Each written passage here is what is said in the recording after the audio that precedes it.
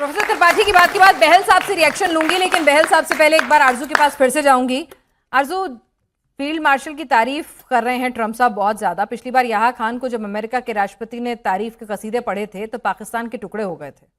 Tension तो high नहीं है वहां पे, पत्रकार ही कह रहे हैं वहां के, हम नहीं कह रहे। वहां के पत्रकार कह रहे हैं, जरा सोच समझ लीजिए, पिछली बार टुकड़े हो गए थे जब पिछली बार तारीफ हुई थी। ये उसी लाइन पे चल रहे हैं, अपना घर संभाल नहीं रहे हैं, चौधरी बनने चल रहे हैं।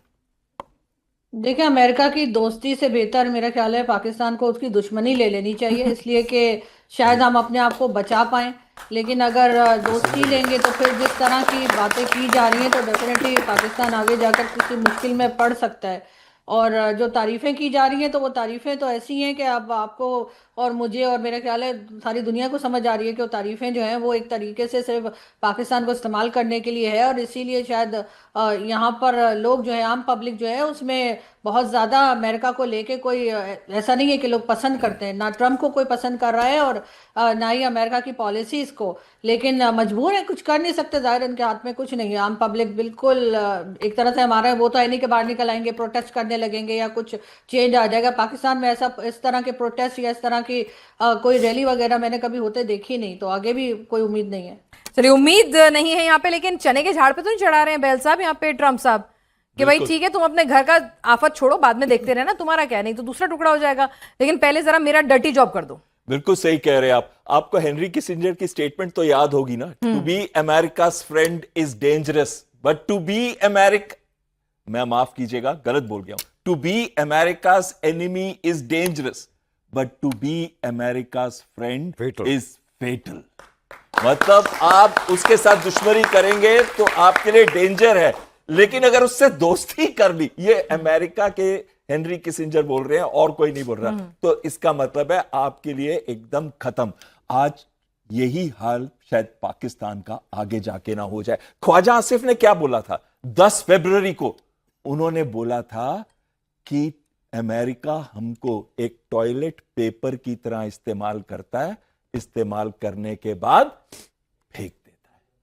और यह चीज बिल्कुल ट्रू है। सारे देश अपना फायदा देखते हैं और अमेरिका सबसे ज्यादा फायदा देखता है। और आप जितने भी अमेरिका ने युद्ध किए आप देखिए उसके बाद क्या हुआ। कोरिया का देखिए, वियतनाम का देखिए, अफगानिस्तान का देखिए, सीरिया का देखिए, किसी का भी देख लीजिए। लेकिन एक चीज तो बिल्कुल क्लियर है जो मुझे आते समय लग रही है, इस समय पे ट्रंप चाहते हैं, इतनी बुरी तरह से फंसे हैं, वो चाहते हैं कि वो निकल जाए किसी तरीके से, क्योंकि आने वाले समय में मिड टर्म पोल्स के अंदर रिपब्लिकन पार्टी बहुत बुरी तरह से हारेगी। 35% तक गिर चुकी है उनकी अप्रूवल रेटिंग इस समय, पूरे विश्व में अकेले हैं। क्या आपको मालूम है कि यूरोप के अंदर क्या बोल रहे हैं लोग ट्रंप के बारे में?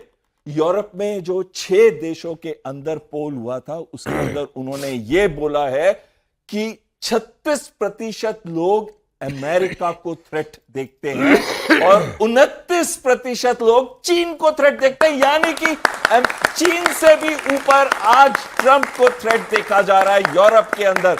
मैं खुद यूरोप में गया हूं, अलग अलग देशों में गया हूं, सब जगह ट्रंप से लोग पसंद नहीं करते उसको।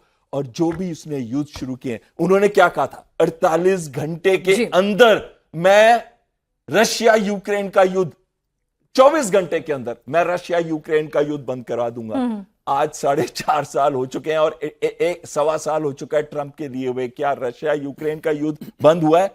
और भीषण हो गया है। जिस चीज में उन्होंने हाथ डाला है वो चीज खराब हो गई है। और मुनीर साहब के साथ क्या हो रहा है, जिस चीज में मुनीर साहब हाथ डाल रहे हैं वो भी चीज खराब हो रही है, क्योंकि उनकी मंशा सही नहीं है। लेकिन इस समय सिचुएशन ऐसी है कि दोनों देशों में, ईरान में भी लेकिन साथ में अमेरिका में भी, एपेटाइट कहते हैं इंग्लिश के अंदर, नहीं है युद्ध करने का। अमेरिका चाहता है कि युद्ध बंद हो इस समय। ये मेरी फीलिंग है, थोड़ा मैं डिफर कर रहा हूं एम्बेसडर साहब से।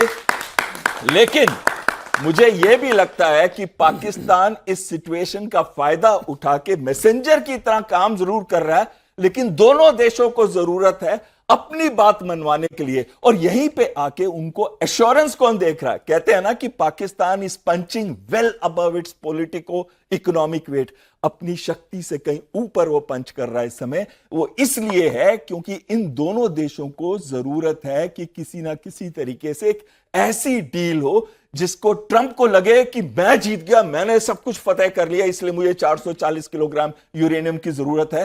उधर ईरान को लगे कि लेबनान का तो हमने पीस करा दी, उसके साथ साथ स्ट्रेट्स ऑफ होर्मुज का कंट्रोल मेरे पाकिस्तान पास को थोड़ा है पैसा और मिल जाए।